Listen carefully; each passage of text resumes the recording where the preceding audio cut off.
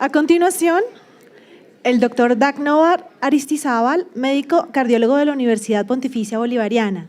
El doctor Aristizábal tiene formación en investigación clínica y básica en hipertensión en la Fundación Ochsner en Estados Unidos. Cuenta con más de 15 años de experiencia en investigación en hipertensión arterial y enfermedad cardiovascular. Actualmente se desempeña como director científico del Centro Clínico de Investigación CICOR, dedicado al desarrollo e implementación de innovaciones tecnológicas y clínicas para los nuevos modelos de salud, quien nos hablará sobre su experiencia en la red de manejo de síndromes coronarios agudos. Muchas gracias. Muy buenos días a todos.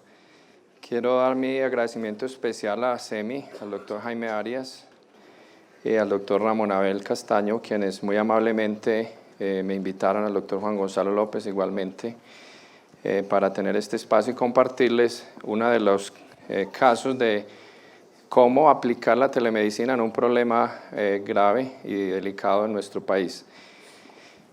Vamos a hablar de un problema serio que es cómo se atiende un infarto agudo del miocardio por fuera de un área urbana. El reto sobre el cual nosotros estamos estructurando todo un proceso de atención es cómo un paciente que vive en los dos puntos más que el ministerio menciona, las áreas rurales y remotas, tiene hoy la atención de un infarto agudo del miocardio. Hay que partir de un hecho que es muy claro, y es que en Colombia hoy las enfermedades isquémicas del corazón ocupan la primera causa de mortalidad, con más de 30.000 personas que fallecen al año debido a este diagnóstico. Si miramos la situación en el departamento de Antioquia, donde igualmente revisamos la estadística, igualmente la primera causa de mortalidad de las enfermedades isquémicas del corazón. A manera de ilustración solamente y en forma muy rápida quiero recordarles que los síndromes coronarios agudos se presentan por una fractura, mayoritariamente por una fractura de una placa de ateroma, en la cual las plaquetas y los glóbulos rojos se acumulan para generar un trombo progresivamente más grande, el cual a medida que crece genera la oclusión total del vaso. En ese momento en el que el vaso está completamente ocluido y cesa el flujo sanguíneo por este vaso coronario, aparecen todas las manifestaciones agudas del síndrome coronario, que incluyen básicamente el dolor precordial o dolor torácico con sus manifestaciones, pero además manifestaciones electrocardiográficas muy bien conocidas, dentro de las cuales lo que hemos denominado la elevación del segmento ST es lo más característico si estamos en presencia de un síndrome coronario agudo con elevación del ST, que corresponde habitualmente a oclusión total de un vaso coronario. Ahora bien, lo que sigue de ahí para allá es críticamente dependiente del tiempo, y es que ese vaso hay que reabrirlo en el menor tiempo posible. Y ese menor tiempo posible significa que ojalá fuera en las 3 primeras horas. Eso requiere que ese paciente sea trasladado en forma emergente a un laboratorio de intervencionismo coronario, donde, haciendo un procedimiento diagnóstico para ver dónde están las oclusiones, se haga una reapertura del vaso que permita, usando catéteres, hacer una dilatación con un balón intracoronario de la zona donde está el trombo y restablecer el flujo coronario. Ese es el escenario ideal de cómo se debe atender un paciente en forma emergente en las 3 primeras horas para hacer un manejo apropiado, que es hoy el estándar internacional. Otra alternativa es administrar un agente trombolítico in situ, donde el paciente está, para hacer una recanalización temprana si estamos hablando de distancias. Sin embargo, la realidad dista enormemente de este escenario ideal. En Antioquia y en Colombia, cuando estamos hablando de pacientes que están por fuera del área urbana e incluso a veces dentro de la misma área urbana debido a los problemas de tráfico y otros, esa ventana de 3 horas básicamente no se cumple. Para empezar a manifestar algún tipo de iniciativa para solucionar esta dificultad, en Antioquia empezamos primero por establecer un centro de referencia para el sector público, porque llamativamente en la ciudad, en Medellín, no teníamos un centro de referencia para atender la población del régimen subsidiado para todo el espectro del cuidado de los síndromes coronarios agudos. Se creó una unidad de cardiología dentro del Hospital Manuel Uribe Ángel de Envigado, que está a 10 kilómetros por fuera del área urbana de Medellín, y empezamos a mirar si lo que estábamos diciendo efectivamente ocurre. Esto es un primer análisis de los datos, donde básicamente lo que se tiene es que más del 50% de los pacientes atendidos durante el 2014 con síndrome coronario agudo, con elevación del ST, llegaron allí después de 12 horas. Es decir, lejos de la ventana de atención, incluso del beneficio de la intervención, del porcentaje de pacientes que era el 21%, que más o menos en la estadística internacional, el 12% estaban siendo atendidos después de 12 horas de oclusión del vaso. Quiero mostrarles gráficamente, solo para que quede expresamente ilustrado el problema, lo que es la evolución en términos del daño miocárdico. Fíjense en esta gráfica cómo cae abruptamente. El daño miocárdico ocurre en forma acelerada en esas primeras 3 horas. Y tenemos muy poco tiempo para resolver la reapertura del vaso. Cuando estamos hablando de un pueblo que está 5 o 6 horas distante de un centro urbano que haga intervencionismo coronario, eso no es viable en Colombia. Entonces, las redes de trombolisis aparecen como una medida para cortar ese tiempo, porque eso nos permite, una vez que el paciente llegue en un área rural o remota, hacer una reapertura en el 80% de los casos y evitar este lastre de tener más del 50% de los pacientes después de 12 horas, cuando las complicaciones, la morbilidad y la mortalidad son extremadamente elevadas.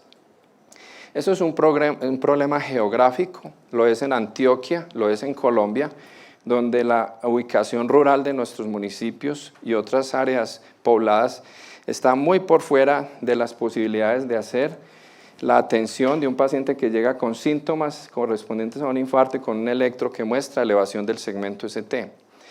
Además de las largas distancias, también existen problemas de procesos administrativos dentro del sistema de aseguramiento, donde hay que hacer la referencia, donde hay que solicitar la remisión y otros más, y el transporte igualmente, que nos hacen que el tema del tiempo igual daño miocárdico, y tiempo es músculo, que es lo que decimos los cardiólogos. Ojo con el tiempo, que el tiempo es músculo. Entre más tiempo pase, más músculo se daña.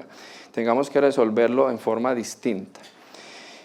Entonces, buscando generar una solución a ese reto, aparece la estructuración de una red integrada para la atención de pacientes con dolor torácico y sospecha de síndrome coronario agudo, porque no todos son infartos. A veces el dolor torácico necesita una valoración mucho más apropiada y saber quién sí tiene ese infarto, que básicamente nos permita, uno, cumplir con las ventanas de atención. Estamos en ese lapso de tiempo donde queremos que sean las 3 primeras horas, desde que empiezan los síntomas, no desde que llega a urgencias, desde que empiezan los síntomas.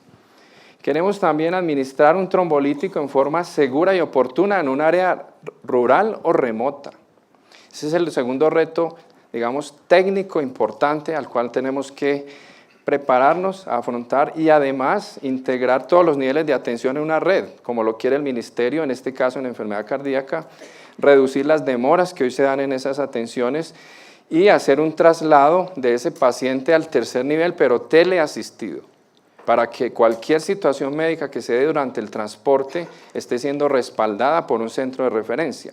Entonces, esos son los 5 grandes puntos sobre los cuales una red tiene que trabajar cuando estamos hablando de atender un síndrome coronario agudo por fuera del área urbana.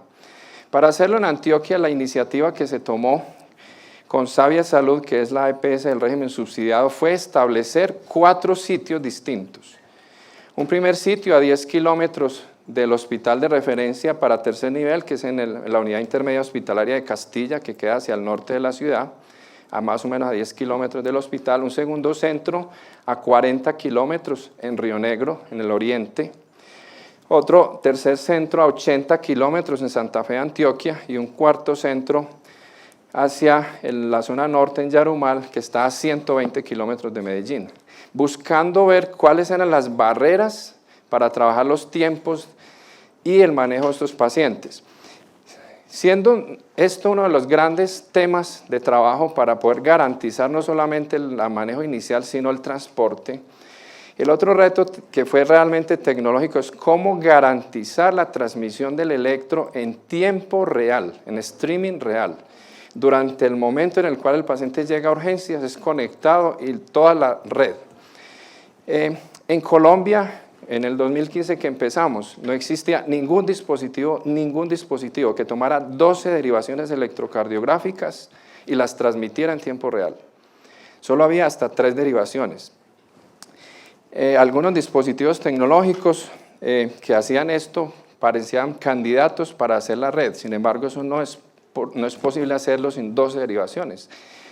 En conversaciones que sostuve con alguna de estas compañías en Europa, con Custo específicamente en Alemania, ellos diseñaron un dispositivo específicamente para nuestra red, de modo que pudiéramos hacer streaming en tiempo real de punto a punto.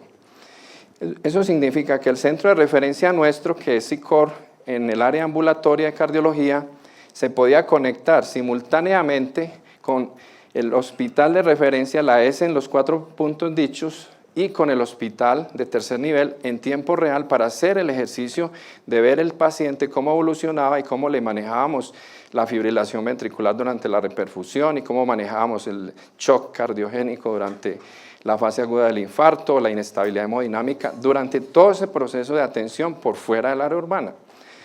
A través de eso se crea una central coordinadora de cardiología que hace todo el proceso de teleasistencia, donde hay un cardiólogo 24/7 encargado de apoyar, antes de que el paciente sea remitido, apoyar al médico general de urgencias o al internista que está en urgencias en el hospital de segundo nivel para hacer todo el proceso de cuidado inicial, que nos permita hacer la administración del trombolítico, porque estamos hablando de centros que distan en solo transporte 3 a 4 horas del hospital, más 1 hora más dentro del hospital para hacer la reperfusión. Estamos por fuera de las ventanas que pedimos. Entonces, esa primera fase con trombolisis in situ en el servicio de urgencias y traslado teleasistido es críticamente importante. Ahora bien, si revisamos cómo se hace el proceso con los profesionales que están allí ubicados, hay un enorme reto técnico, que es la resistencia de estos profesionales a atender a estos pacientes por el nivel de complejidad que tienen. De modo que la tecnología se puso en su lugar, se hicieron todos los ajustes necesarios para la transmisión, para la telecomunicación, para el transporte, pero el siguiente reto era cómo hacer que los profesionales se sientan seguros de ejecutar estas acciones con el acompañamiento especializado en cardiología, pero lejos de su sitio donde están. Entonces, hay un hecho claro en eso y es que nos tocó hacer un ejercicio amplio de síntesis de conocimiento para estructurar las guías, no solo del ministerio actual del 2013, sino en general lo que se considerara el mejor estándar de cuidado del síndrome coronario agudo. Construimos una guía que tiene todos los algoritmos en una sola gráfica, donde está el manejo del síndrome coronario agudo con elevación del ST y sin elevación del ST, más la toma de decisión final, dependiendo de lo que sea lo que el paciente esté presentando en ese momento.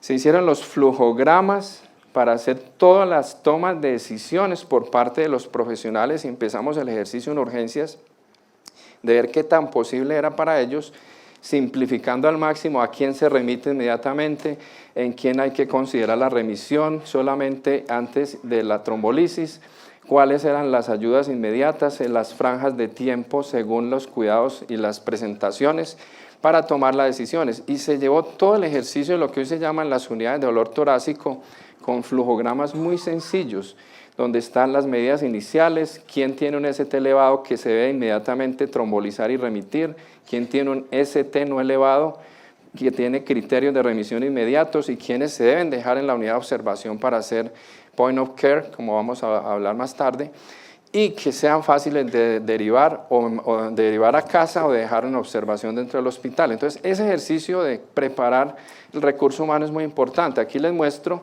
solo como ejemplo, la gráfica que les he dicho, pegada en una de las paredes de lo que se llama la zona de reanimación del Hospital de Santa Fe de Antioquia, donde esos pacientes son atendidos para hacer trombolisis. Pero igualmente se hizo en cada uno de los 4 sitios elegidos. De modo que la capacitación es crítica, es un elemento crítico de éxito, porque estamos, como bien lo dijo Ramón inicialmente, estamos estandarizando y delegando en un médico general una atención inmediata y logrando conquistar que con capacitación él se sienta seguro del acompañamiento remoto de cardiología.